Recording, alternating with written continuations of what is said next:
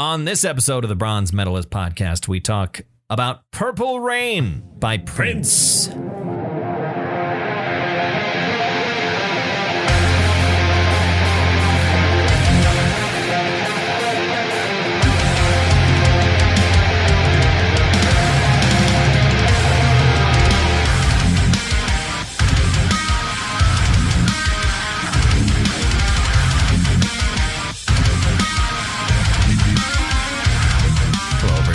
To another episode of the Bronze Metalist podcast. I'm Kale. I'm OJ. We're two professional broadcasters. We like metal and we like to talk about it, but sometimes we like to talk about things that are not metal, right? That we still enjoy. Mm-hmm. And this week we are talking about Purple Rain by Prince. So I figured it's something you've probably never listened to all the way through, even though you've probably heard the songs. I have heard Purple Rain, at least. I'm not sure if I have ever actually heard any of the other songs. Not in a capacity that I would have identified them as, this song by Prince. It probably, one of these other songs has probably been playing at some point, and I would not have known necessarily that it was Prince or what the name of the song was. But Purple Rain, I absolutely have heard before. Of course. I think I mentioned it last week. The only time I've ever been to a nightclub was in Minneapolis, and it was the last song they played of the night was Purple Rain. And I was there with a bunch of people who were because we were going. It was the last year I went to Warped Tour. Okay, and I was there with at least one of the pairs of people of my friends that had kind of paired up. Yeah, at least one of them are now married and have a child. Aw. They were at that point an extremely new couple to the point where I don't know if they actually were technically considered a couple at that point. But so there were these people paired up and having had a good time at a nightclub. And there was me where I don't even like going to bars. Just going like, sure, OK, this is great. There's nowhere to sit and the drinks are expensive. Mm-hmm. This is less than fun for me. And then we walked around downtown Minneapolis and sat for a while so people could sober up, right, for us to feel more comfortable driving back to our hotel in Shakopee. Mm-hmm.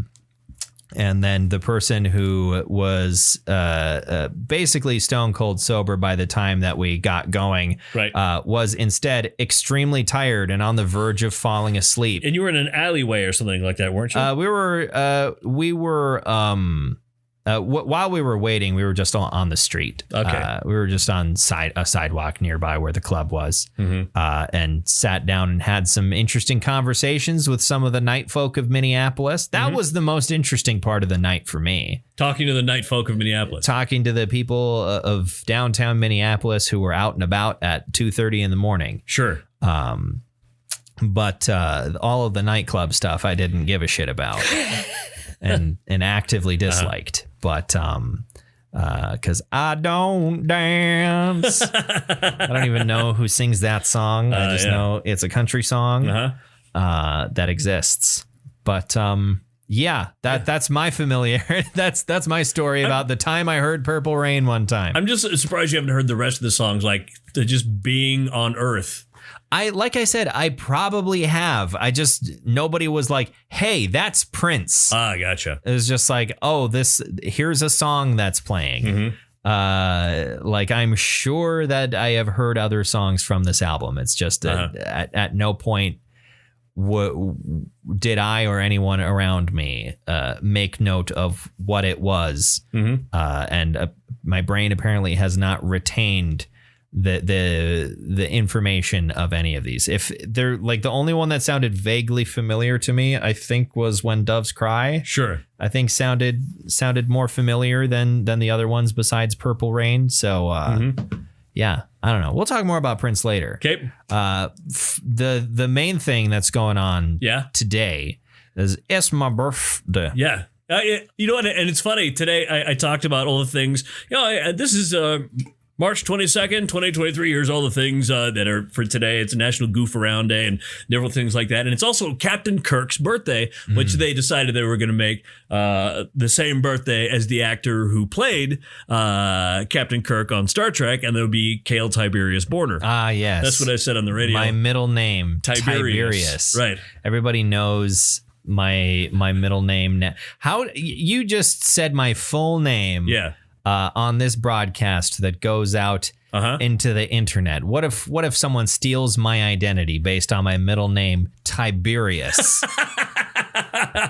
Chosen by a Midwestern family. My born and raised in North Dakota parents, choosing my middle name, Tiberius. Well, Captain Kirk is canonically from Iowa. It's true. So I mean, also Midwestern. That is true. I don't know. Like, Iowa is very much in the Midwest, but I think it's partially because we are on the absolute border of what could possibly be considered the Midwest. We're a plains state. Really. We are a plains state culturally. Like, the Midwest is not a geographic thing. The Midwest is a cultural thing. Sure. And I think, like, east of the Missouri River, North Dakota is a very Midwestern place. Right. And then west of that is a plains state. I mean, it's plains, or even getting closer to like Rocky Mountains, sort of Western type culture.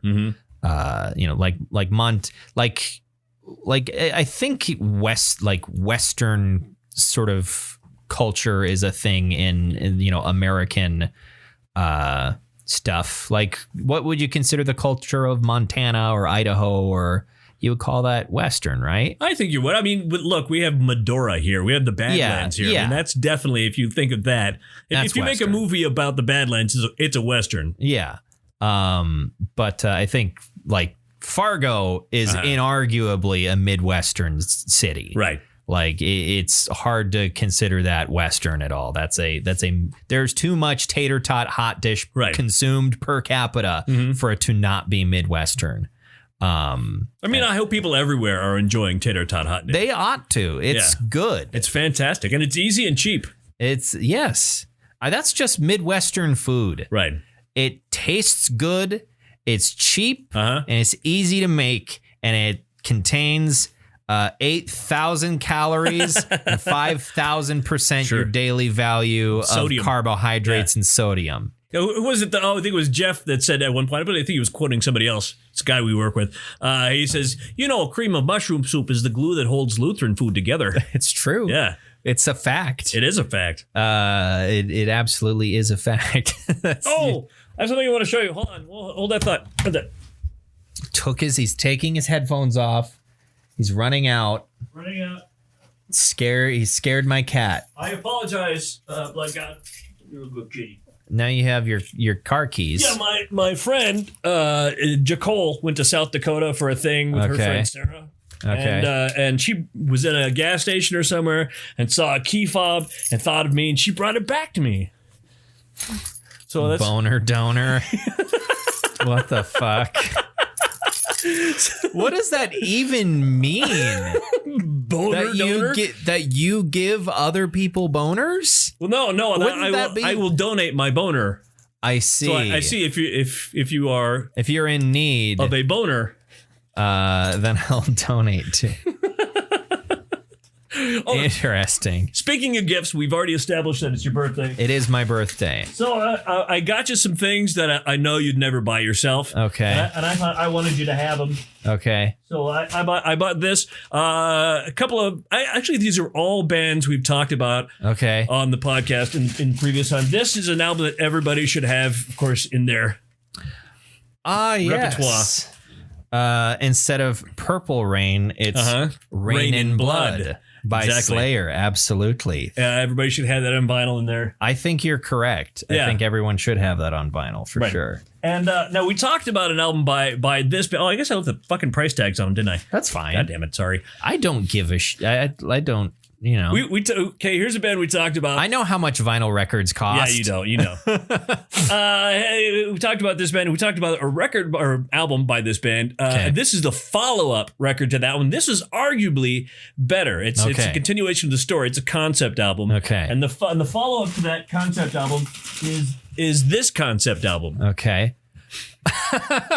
King Diamond Conspiracy. Right. That's the one that comes after them. After them. Yeah. And this one was arguably better, believe it or not. Interesting. Is one of these people on the back King Diamond, or are these members of his band? Those are his band. Okay, I was gonna say, because on the cover he has a beard. Yeah. Well, not a beard, and makeup. A goatee, and also the makeup, which it's very rare to see King Diamond without the makeup. Which I've seen him without the makeup doing interviews. He's the most just regular, cool dude you'd ever want to meet. Just looks like a guy. Yeah. He just looks like a guy. A guy who lives in Austin, Texas for some reason now. Yeah. Well, I mean, Austin's kind of a weird place. Famously a weird city. The weird city in Texas. Yeah. Their slogan is begging people to keep it weird. Right. My uncle lives there. So odds are kind of okay that at some point he was at a gas station buying some corn nuts behind King Diamond. It's entirely possible. What was King Diamond buying? Just gas, or was King Diamond something else? He was prepaying for gas and buying gummy worms. Okay. Yeah. Awesome. And a Mountain Dew. And a Mountain Dew. Mountain Dew is pretty cult. It is. That's one of my favorite short little videos of the most heavily accented Southern girl in full black metal regalia, corpse paint, the jean jacket, walking up with a 2-liter of Mountain Dew going, Mountain Dew's pretty cult, right? Love that. And it's wonderful. It gives me life. Okay, you have something more. We have a couple more things. We talked about this band as well on the podcast. I've actually never heard this album. I'd like to hear it at some point. Okay. What do we have? We have an album by the band Fastway. Yeah. We talked about Fastway. We talked about the Trick or Treat soundtrack. That's I was gonna say I couldn't remember his name. Dave King. Would go on to be in Flogging Molly. Exactly. Because we talked about Trick or Treat. Right. God, I love the back of this. Oh yeah, because those are great pictures. And it's great pictures also because you have Fast Eddie Clark and you have Jerry Shirley, who are both, look like experienced musicians. And then you have David King, who is a baby, a tiny Irish baby. Yeah. With beautiful, beautiful hair, but just a little baby, a wee lad. And Fast Eddie doesn't look like that anymore. What does he look like now? Oh, God, you get me with that shit like every time. Yeah. What does he sound like now?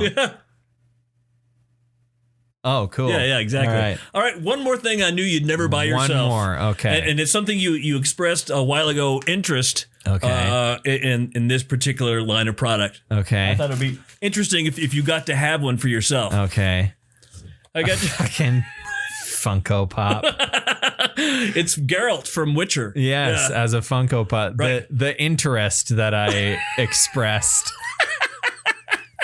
in Funko Pops, I thought. Please tell me you didn't pay too much for this. No. Okay. No. Because I guess I don't. Because I don't know how much these cost. Yeah. So, no. These all individually cost more than this. Yeah. Don't worry about it. It's like I don't spend too much money on what is essentially a joke. Yeah, it is. Yeah, exactly. I mean, it was maybe $10, okay, $15, something like that. But I thought because you said you didn't understand why people had Funko Pops, maybe if you had one in your home, I would get it. I would understand. You'd walk past every now and then and go, oh, okay. All right. Yeah, I understand. I see the appeal. Well, I understand that they're little collectible things. Right. It's the Beanie Baby of the 2000 teens. Yeah, kind of. They just have never appealed to me. Right. And like it's weird walking by stores and seeing the entire wall behind the register being nothing but these things. Well, yeah, especially a video game store, because you go to the video game store. But the problem is that nowadays, if you buy a video game, you're not buying a physical copy. Yeah, you're buying it online. Right. So they need to sell something in those stores. Exactly. They got to make money somehow to keep the doors open. It's like, how often do people need to buy a new controller? Mm-hmm. Well, these days, probably more often than was the case in the past, because people forgot how to make controllers that don't have defects in them. Right. Especially, you have to realize that with modern gaming, you're going to pitch that bitch at some point. Well, that's less the problem. Yeah. What I was talking about is stick drift. Yeah. Which is like a industry wide problem, because everybody, like every single company, whether it's Sony or Microsoft or Nintendo, they all get the hardware for their analog sticks from like the same manufacturer. And apparently that manufacturer's quality control is awful. Piss poor. Yeah, because there are a lot of you, after you have your controller for a while, you set it on the table and your character walks around in a circle or whatever. God damn it. I had a very expensive Xbox controller that developed stick drift after like a month of playing Elden Ring. And I have the same one now. First time I did not get I did not get a warrant, or not a warranty, but I didn't get like a protection, right? Because I bought it on Amazon. The next one I bought at Best Buy, and it was like, give me the good one, give me the good protection policy, so I can just come back and be like, give me another one, please. I do like that about Best Buy's like protection plans, where maybe there's some fine print I don't know about because I've never had to really do it, but I do like where if you get a protection plan, you can, for any reason whatsoever, go, I want a new one. That's pretty cool, seemingly. I generally don't get those. I don't pay for those. But it's not on controllers. I'll buy a controller maybe. I've had some bad experiences with tech stuff where like I had a Razer mouse that the fucking left click stopped working. Right, it was like a $200 mouse or something like that. It wasn't that expensive. I think it was like $80, something like that. Still. But yeah, it was like the left click stopped working. And it's like that's the main thing a mouse has to do. Is click on the left. Is click on the left-hand side. That's the thing that makes the mouse go. And so I just keep on looking at this Funko Pop. It's distracting me. Put it over there. Geralt's soulless black eyes. Just perfect circles. Staring holes into my soul. But no, like I had a Razer mouse that stopped, functioning properly, and I didn't have a protection plan on that. Yeah. And so when I bought a replacement, I definitely got one. Right. And that one still works, right? Yeah, it's that one I haven't had any problems with. Because Razer's quality control is kind of got its own problems at certain points. Like I like their products, but it is a little frustrating that someone that has such a massive market share makes products that seem to be defective so often. Well, do they make them with real razors? I mean, yeah, they use there's razors inside, right? And if you press too hard on it, it'll cut you. It'll cut, and then your blood will get into the switch, right? And then fucks everything up. I'm pretty sure I got a protection plan on my keyboard as well. Nice, which I may take advantage of. Really, is there an issue? Literally the only issue with it, which is why I say may, is the volume wheel on the side is deeply unreliable, and sometimes it decides to just turn the volume all the way up.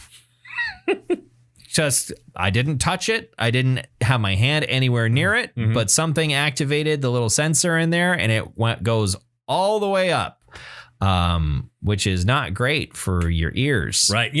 My Roku device at home is like that. It'll just turn the volume all the way up. Right. It'll start a show, and next thing you know, Starting to show. Next thing you know, It really goes. getting that vault. No, it's done. It's done. over with. It died. Uh-huh. The rhyme is over. Yeah, it's you can't no longer rhyme all the time. But if you can, feels sublime. And if you something dime, then you can do some crime. You realize nobody's listening at this point. Everybody has left. Everybody's like, nah. Everybody's gone. Yeah, everybody left. I'm gonna listen to Weezer. Why Weezer? I have no idea. Why did they decide to immediately go to Weezer instead of us? I have no idea. Okay. Do you want to talk about Purple Rain? I think so. Yeah. You think so? Well, I hope you want to talk about it because it is the subject of this episode. I've told you, I don't know if I've talked about it here, the fact that I know when Prince was born and I know when Prince died, but not because of Prince necessarily. Because of what was going on in your life when those things happened. Yeah, I know when he was born because an old friend of mine was born exactly 1 year prior to Prince. He was born on June 7th, 1957. Prince was born June 7th, 1958. Therefore, when somebody says, hey, Prince would have been 60, whatever, it's like, I got to call Brent, make sure he's still alive. And wish him happy birthday. So I will never forget. When I found out they were born on the same day 1 year apart, I will never forget when Prince was born. It's always in there. It is. And it's, I don't know how old I was when I learned that Prince is just his name. Right, it is. It's his first name. That like it's not even like he changed his name to Prince. No, that's the name his parents gave him. It's on his birth certificate. Prince Rogers Nelson. And I for whatever reason, most my childhood and going into, I think I was probably like 20 something when I learned that in my early 20s. Which I'm 27 now, so today when I say. I just kind of realized like I can kind of say my early 20s and it means something actually because I'm no longer in them. You're in your late 20s I'm in my late 20s now. Wow. Time to hang it up. Yep. Time to it's all downhill from here. Oh, it is. Believe me. But anyhow, I for whatever reason presumed it was just a stage name. Nope. But no, it's his legal name under the United States Constitution. Yes, Prince's name is in the Constitution. It's in the Bill of Rights. I did learn though that when Prince died, the U.S. Senate did pass like a official sort of measure about like paying tribute and mourning, not like a day of mourning or anything like that, but like the Senate was in session and they recognized the passing of Prince. They passed they did a thing where they officially were like, we're going to take a moment to acknowledge this, which I think is pretty neat. Yeah, he died on Thursday, April 22nd, 2016. And why do you know that off the top of your head? I know that off the top of my head because in 2016 I had a child in Girl Scouts. Okay. And they were told by their scoutmaster that if they surpassed their cookie sales goal that year, that we do a fun weekend at the Mall of America. Okay. And so they completely just blasted that goal. They went way over it. And so we decided, cool, like on a weekend in spring, we'll all go to the Mall of America. Parents can go. And I'm like, a day at fucking Nickelodeon Land? Sign me up. Yeah. I'm going too. Hell yeah. And so we were driving down on Thursday, April 22nd. Yeah. And we get to Fargo and we're going to go and get some more Funyuns and Lipton Brisk. And I'm going in to take a piss, and I look up at the TV, and it's like, oh, shit, Prince died. Man, he was an icon. I can't believe, oh, no. We're about to go to Minneapolis. This weekend just got a new dimension. This is... So what was Minneapolis like in the aftermath of Prince's death? It was insane. We pulled into town, and it couldn't have been any more perfect. We pulled into Minneapolis, and it was raining. Oh my God. And there was a haze over the city. And I assume from Paisley Park is where this was. There was a giant purple beam of light being shot into the heavens. Well, I think that might have been from there was a bridge. Was it a bridge? There was some bridge, and there were probably multiple instances of massive purple lights somewhere. I saw a picture that there was a bridge that was completely lit up with purple lights. Right. I didn't know. I couldn't see. It was too far away.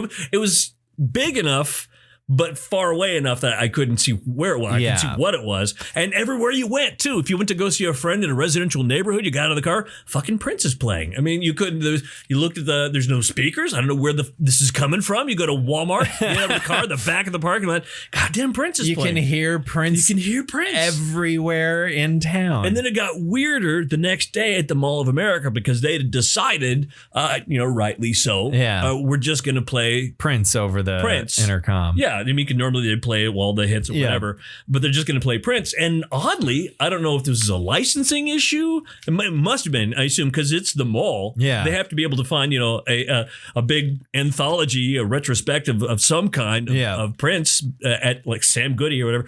But they had 9 songs.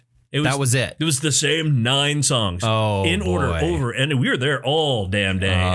God. And so after a while, we started using them as time markers. You can tell that.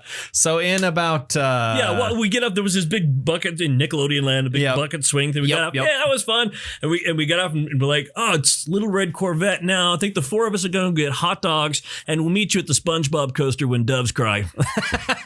When that comes on. That's we'll be there. Get in line once that gets started. Exactly. And everybody you'll probably want to head out here in the middle of let's go crazy. Let's go crazy. Yeah, that'll be. Well, we're gonna actually go out into the mall. I got to buy some shirts.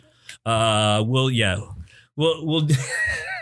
That is that. Yeah. Well, because like Prince is basically the king of Minneapolis. Yeah, he was. That was his town. It was. And it's so interesting to me to have such a massive star that is also so singularly dedicated to sticking around at their hometown. Yeah, usually we're going to go to LA or New York or Nashville or something like that. And it's like, it's always a big thing when they come back to their hometown and have some connection to it.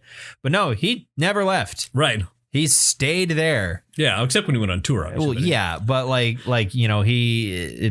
don't know if he had other crazy, insanely shaped houses elsewhere. No, I don't believe so. I believe that was it. That was it. And he was one of those people that you could tell you couldn't tell him anything. You couldn't tell him, hey Prince, you should go do this, and he's like, no, you should eat my ass because I'm going to do what I want to do. I'm fucking Prince. Exactly. It was my God, I forgot his name.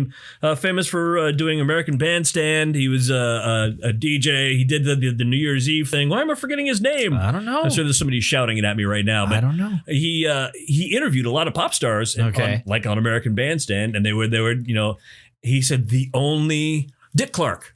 Okay. The only bad interview he ever had was Prince. Everybody else would at least say something or do something. He says, Prince, tell me about yourself. And Prince's answer was, nope. He just put up his hand. Put up a hand. He just put up a hand. Why are you even here? Why did you agree to come here if you don't want to talk? But on one hand, it's Prince. Yeah, do what he wants, I guess. What are you going to tell him? Mm-hmm. What are you going to tell him? He's like probably one of the most singularly talented musicians of the last century. Right. What are you going to say? Exactly. What are you going to say to him? Have you ever heard the stage talk from Kevin Smith? No. Kevin Smith talks about the fact that Prince hired him to do a documentary of him writing an album. I have heard this. Yeah, and he does this hour-long presentation, just how crazy it was. And it never came out. Yeah, no, it wasn't for other people to see. It went in the vault. It was, he had a literal fucking bank vault in his basement. Right. Full of shit nobody ever got to see. Or hear. Well, I mean, we've seen and heard some of it now. Yeah. But and it's also crazy to me that after he died, because he didn't have a will. Right. that they had to figure out, like, nobody What do we knew do with how. this? Yeah, nobody knew Yeah. how to get into the bank vault, so they had to crack it open. Nobody had the combination, Right. so they just had to crack it open, and found all of this, unreleased stuff, and like the sheer volume of work. Right. Throughout his career of like released and unreleased is so absolutely insane. But the unreleased stuff is the hugest part. Yeah, he had hundreds of hours. just what we ever got to see and hear was the tip of the iceberg. It's nuts to me that it was not only songs. Yeah. Like you had that documentary and music videos too. Right. Like shot entire music videos. shot whole music videos that never got released. And on one hand, Yeah. all of the people that were a part of those productions, I'm sure, got paid. Right. On the other hand, that's got to be kind of a disappointment to be a part of the production of a Prince music video and that is never seen, and you're probably forbidden from even talking about it. On one hand, you're right. It's got to be disappointing. On the other hand, it's got to feel like you're part of a secret. You've got a cool secret. Yeah. Yeah.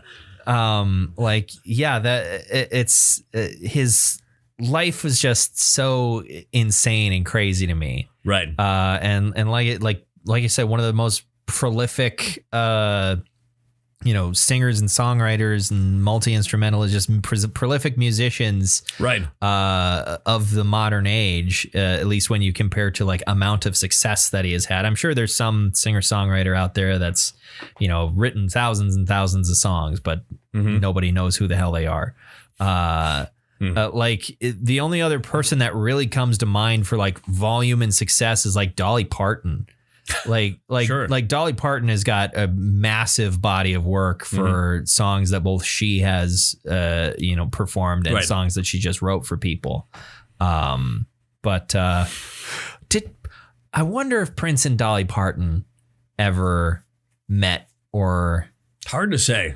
I wonder how that would have gone. Because again, like you have Prince's reputation of nobody gets to tell him anything. And then you have Dolly Parton, who is the world's sweetest person. Yeah. The sweetest person to have ever lived. She's Southern Betty White. Right.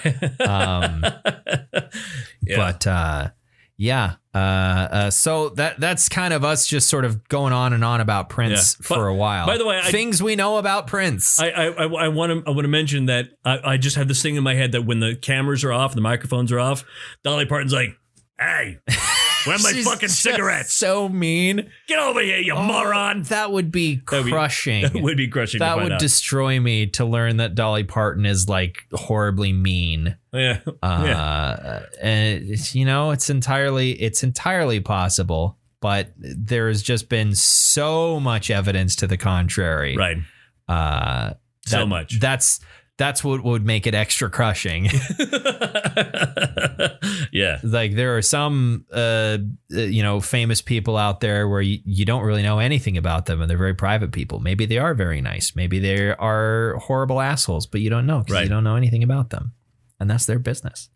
Hey, whose turn is it to wash Dolly's ass crack? No. Get over here. Whose turn is it to inflate her boobs?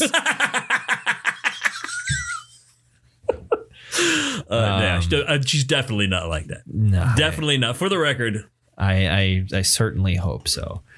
So Purple Rain, is Prince's 6th studio album. I think 6 or 7. 6th. I think it was 6. I've got it right over here. Actually, maybe if you just turn your head to the left, turn my head to the left, and be mildly off mic. These microphones are annoyingly directional.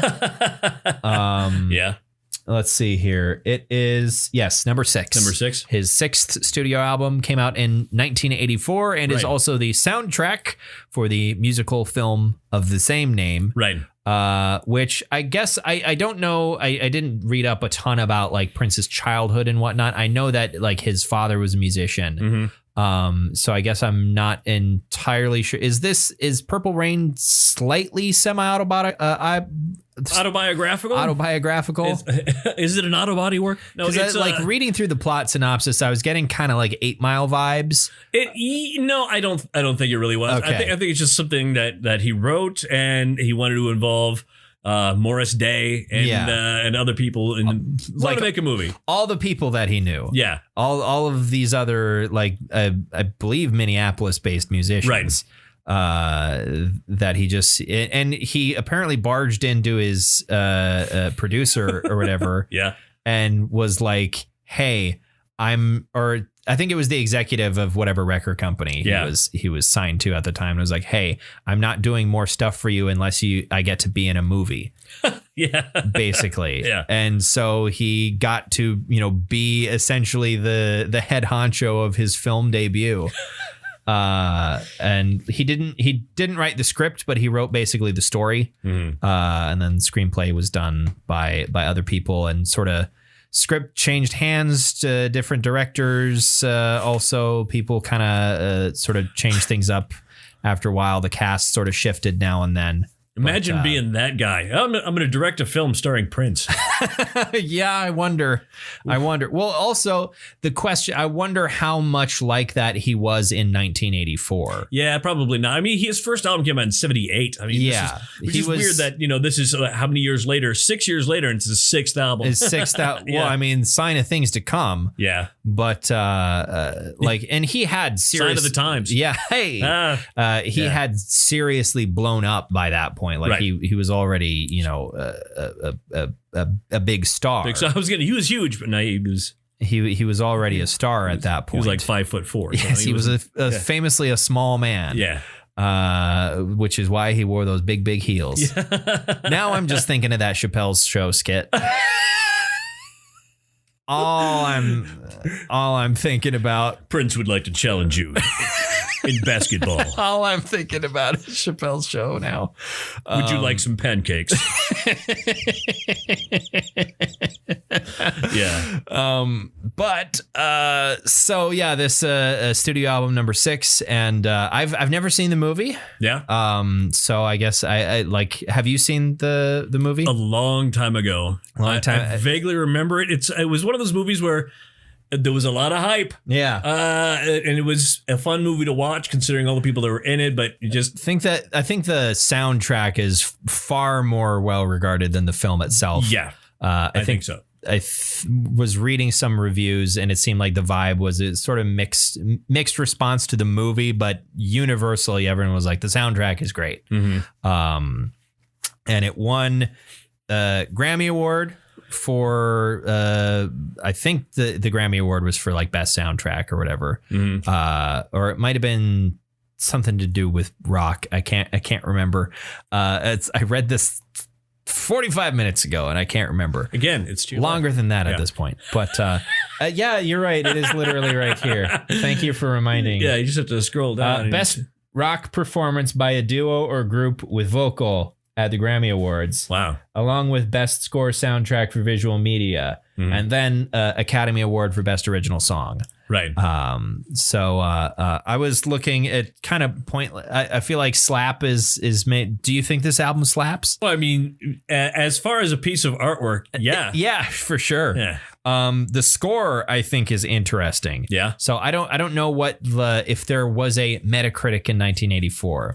No, there was not. There wasn't. But what I'm saying is, if there was, I don't know what it would look like, like what the score would look like. But according to when they like aggregated stuff in 2015, it sits at 100%. Yeah, 100%. Nobody said no on this one. No one said, Purple Rain's not for me.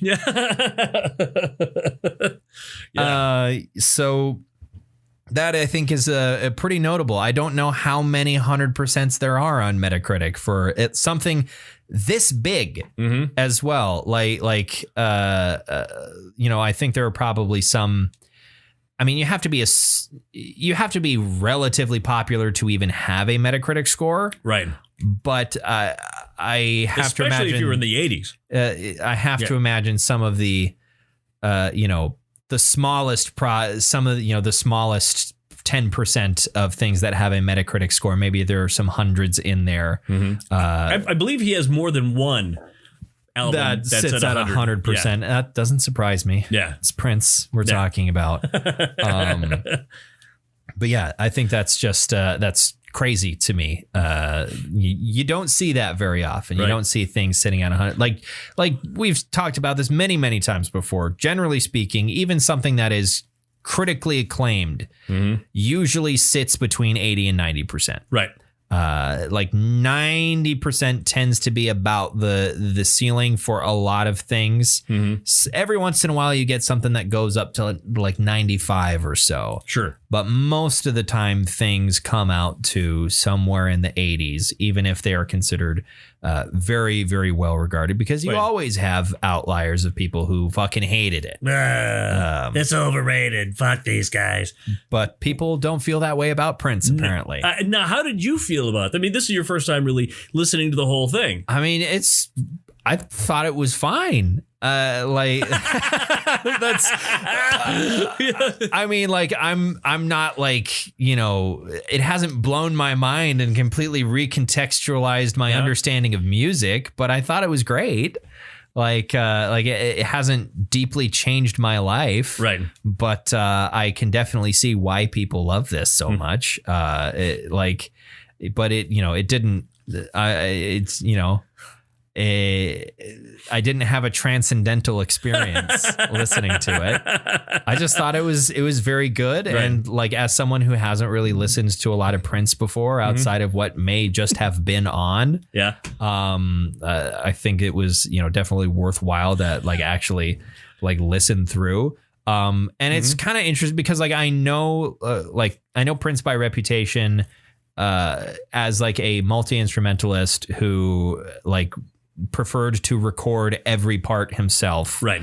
And also that, like, because of how much ability he had, he also had a pretty crazy amount of influences. And like,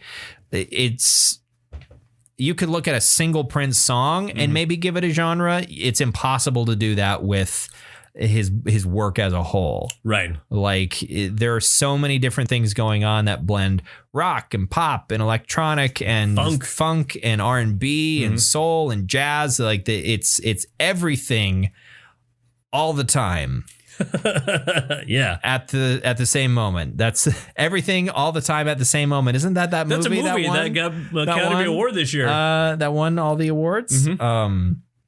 But yeah, like there's a lot going on. And this album is kind of like that. And it's interesting that this album, even though it has so much going on, Purple Rain is considered like his poppiest and most accessible album that he made. Right. Well, yeah. Like there's still some experimental stuff going on. There's still some experimentation. There's still some fucking weird stuff happening. What, like the people talking backwards. Right. A couple of times that pops up. And I don't know how that relates to the movie. I don't know if that's on screen, if there are people moving backwards, or if that's just on the soundtrack. I think that's just in the music. It's just and one thing you'll note, because I've heard, having been in radio for 300 years, I've heard a lot of these songs on the radio. Yes. And I forgot listening to the actual album again. Yeah. That those are the radio edits. Yeah. Oh yeah. Because I forgot When Doves Cry is not a 3-minute song. It is a 5.5-minute song. Yes. Yeah. Can you even do a radio edit of oh God, I forgot the particular song I'm thinking of. Can you even do a radio edit of Darling Nikki? No, of Is course that not. possible? No, that would be silly. You'd be left without a song. Yeah. I think. Well, there's not a lot going on in Darling Nikki. I mean, it's a very sexy song. It's a very sexy, but like it's basically just vocals and drums, I think, and then some occasional electronic stuff going on. He's very good with minimalist kind of stuff. It's very stripped down. Like and so was Nikki. She was masturbating in a magazine. Yes, you recall that? How could I forget that when that line hit and went, what? And here was something I didn't notice until. I think maybe the biggest hit on this was When Doves Cry. Yeah. I think that was the biggest radio hit. And I think Purple Rain might be more famous as the title track, but it's hard to give it a lot of play because it's so long. Yeah. I mean, that just, I think as far as radio goes, it was. Yeah. When Doves Cry is by far the most like marketable radio ready sort of song on the track on the album, I think. I didn't notice until somebody pointed it out like 20 some odd years later that there's no bass in that song. Yeah. There's no bass guitar at all. No bass keyboard, nothing. Yeah. It's completely without bass. It was like, oh my God, that's why. Never going to unhear that. Yeah. Oh my God. That's why it sounds kind of different and kind of weird. Yeah. I feel like bass is really one of those things where if it's one of those things where on re-listens that I tend to specifically try to like single out and listen to. Sure. But on the first listen, it's one of those things that your brain kind of doesn't unless it's a very bass forward band. Right. Like Wolfpack, last week, very bass forward band in the sense that the instruments in any Wolfpack production are very balanced, which means that the bass is a lot more audible than usual because a lot of bands don't, give the bass guitar the same weight in the mix. Like And Justice for All. Yeah. I think it's what, Yeah. But it's one of those things where like you don't when it's there, you don't really hear it, but when it's gone, you miss it. You might not notice it, but your brain did. Yeah. It's like parents. When they're there, you don't notice them, but when they're gone, man, you miss them. Really bringing it down. Happy birthday, Kale. Really, I needed to cry more after my viewing of Fellowship of the Ring. Sure. And getting to Boromir's death. You know what you did for your birthday? Yeah, I always watch Lord of the Rings. All three. I haven't watched all three. I only got through Fellowship today. I mean, that's a lot of watch because you have the extended editions. Yeah, director's cut. I might watch the first half of Two Towers tonight after we're done here. So what's your favorite song on Purple Rain? My favorite song to listen to actually is the aforementioned Darling Nikki. I think that really that one, for some reason, I don't know why, just the dynamics of it. Yeah. Because when it kicks in, it really kicks in. Yeah. It's got that dynamic in there. It's got our favorite word. Our favorite word. It really has the D in there. I think I kind of have to say the title track. Yeah, the final song. It's just, it's so iconic. It is, you're right. And it's just genuinely a really, really good song. I also wanted to give a shout out to When Doves Cry as well, as just being, it was clear, me not being super familiar with the album itself, listening to that, and it was clear to me without having looked anything up, going like, oh, this was like the lead single. Right. Because it's just very catchy, and it's got like the guitar is right there up front. Right. And he plays all the leads on this. Oh, yeah. Of course he does. Yeah. And that's one of the things. It's like if you know a whole lot about Prince, like the first or second thing you know about him is that he's considered one of the greatest guitarists ever. Right. Especially, if you're thinking of it by genre, like maybe there are some metal guitarists that could claim to be faster or play stuff that is more intricate or technical or crazy progressive with the time signatures.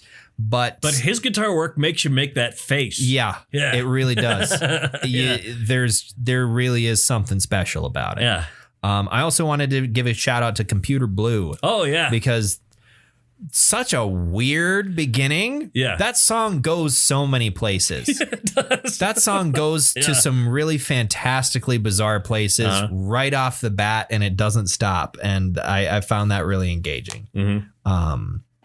So yeah, that's my favorite on here. My sort of my wrapped up favorites. And I do actually remember that summer during the fair being a little bit tipsy, walking around my neighborhood while Darius Rucker was on stage. Okay. In the fairgrounds doing Purple Rain. Really? Yeah, his version of it was really hard. That's Darius Rucker. Yeah. He's just a big ball of emotions all the time. But he really put his heart and soul into it. It was great. That's good. Yeah, I can see him doing a good job with it. I can see Darius Rucker doing a good job with it. So what medal do you bestow upon Purple Rain? Like Maz Kanata to Chewbacca? It's okay. It's all right. It's all right. Yeah, it's definitely Give it a purple medal. A purple medal. Give it a purple medal. Right. I don't know if I can. For me, normally when I give something a gold, it's like, I loved this and I'm going to go and listen to it a whole bunch of more times. You might not listen to this again. I don't know if that's true for me. Right. I don't want to imply that it's not, extremely special or incredibly good. It's just, to me, it's like, oh, this was really good, but I'm not, I don't feel compelled to seek out the rest of Prince's massive discography. But yeah, I think it's really good, and I think it's an album that everybody who cares about music should listen to at least once. Yes, that's why I brought it. It's one of those. Speaking of bringing things, I haven't given a lot of thought to what we're going to talk about next week. Is it still going to be? Yeah, it's still going to be. It'll still be March. So I don't know what I want to talk about next week. I'll figure it out in the interim. All right. One thing that you turned on to me in the year 2000 that I was unaware of, that's not quite metal, but something we both really enjoyed, is if you wanted to bring the Delirium by the Claypool Lennon Delirium. Oh, okay, yeah. It's up to you. I could revisit that. Yeah, it was something that I came across for some reason. I don't remember why, but Les Claypool and Julian. Sean Lennon, not Julian. No.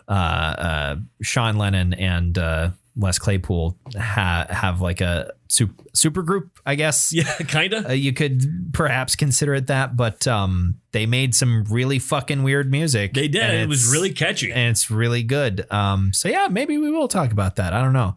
Or either that or I'll drag out one of the few Wonder Years albums we haven't listened to. That would be great too. I think like with what we have left that I haven't made you listen to, there might be kind of diminishing returns for how much you'll get out of it. Right. Because we're going backwards in time towards, when they were younger and a bit less put together.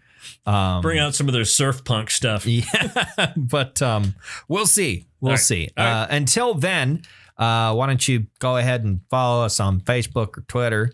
I don't know why I'm talking about this now, but go and follow us on there if you want to. Otherwise, just subscribe to our feed on whatever it is you're using to listen to us. If it's your Apple Podcast app or Libsyn's podcast source, or if you're on your desktop somehow, just hit that subscribe button. Why not? Do it. So thank you very much for listening to another episode of the Bronze Metalist Podcast. I'm Kale. I'm OJ. Congratulations. And happy birthday. Happy birthday to you.